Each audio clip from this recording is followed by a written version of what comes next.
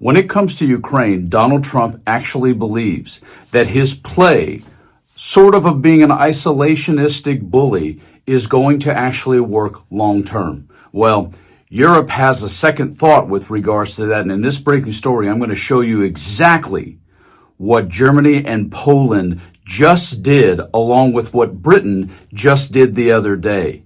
So please know that in this breaking story, Donald Trump may F around and find out that he's not so correct about how he views Europe as weak. And I'll get that in a few seconds. Take a look at this quick commentary on Ukraine and support from the U.S. versus Europe. Take a look. Mick, we learned just now that the U.S. is pausing military aid to Ukraine. How big a blow is that to their fight against Russia? Juju, it's a big blow. I mean, not only the aid that was on the way and already been approved, but the potential that no aid will be coming in the future. Right now, Ukraine is already outnumbered vastly. So about 3-1 on troops, about 5-1 on artillery, and all the way up to 10-1 on tanks and armored personnel carrier. So any pause or disruption or stopping of aid to Ukraine will have a big impact on Ukraine in the battlefield. And likely it'll push Russia further away from the negotiation table. So it could actually extend this war substantially. I know that's not the intent, but that could be what happened, as Russia will have less of an incentive to come back to the table. And that's precisely what Zelensky said. And of course, there's also this talk about the frozen Russian assets that are in Europe. They're up to 325 billion. So they could make up for this. But essentially, the way the West could be strong on this is to be united, not cut any aid to Ukraine, and actually threaten Russia with increased aid if they don't come to the negotiation table. There has been almost no discussion of what Russia would give up for this, or whether they would be even willing to negotiate a ceasefire. Can Ukraine win this war without U.S. assistance? Because we saw European allies step up. Well, they certainly don't want to try. They need the assistance. It's been substantial, and so has Europe.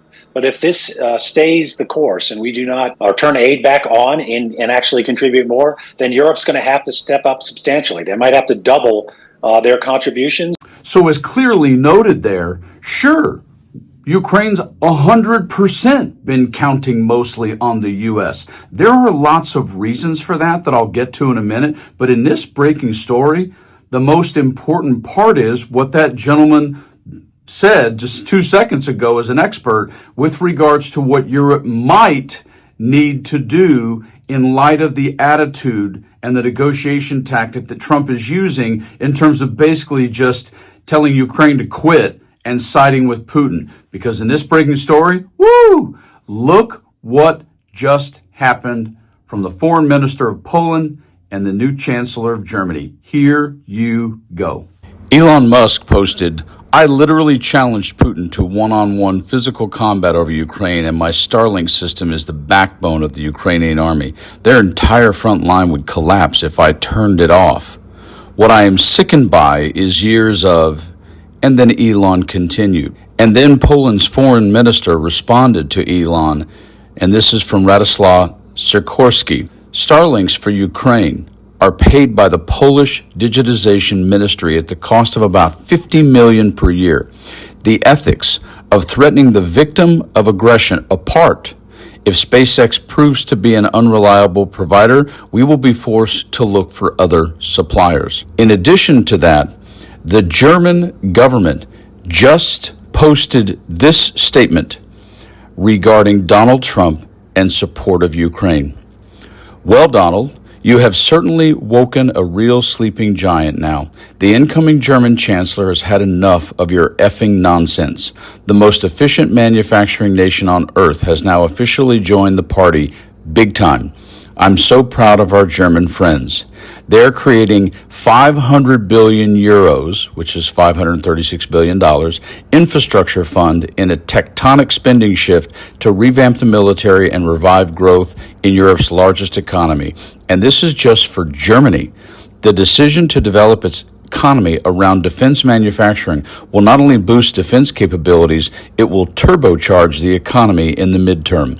Europe is now in the game in a way the U.S. may well live to regret."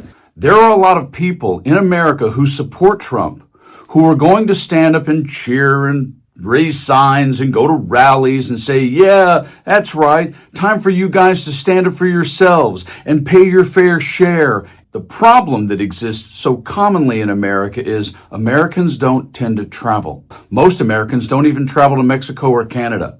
They barely certainly go to Hawaii or Alaska, for sure. And what so many Americans don't understand, except for those who have family in the military, we have thousands and thousands of military personnel who sit at desks. They aren't out fighting a war all over the globe. On top of that, you have plenty of people who are naturalized U.S. citizens and also U.S.-born citizens like me who travel abroad to those places. There's an element of safety that you just can't be hands-off with someone like Putin and have anyone be truly safe. We don't want to see more videos of people being beheaded and or Putin capturing Americans traveling anywhere in Europe or anywhere else and suddenly say that they were there as a spy and then hold them for 14 years.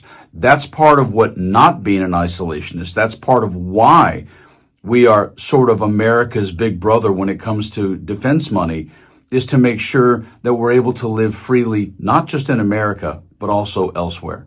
So bear that in mind when you hear your friends, maybe those I suggest you talk to that don't agree with you, have them be reminded they may not travel to European countries, but we have plenty of personnel and Americans over there, studying over there, living over there, working over there, and also simply those who choose to travel over there. That's part of why we can't be isolationists, and part of why what Europe is doing is basically telling the U.S., okay, Donald, you want to F around and find out? We'll take care of it. You guys stay frosty.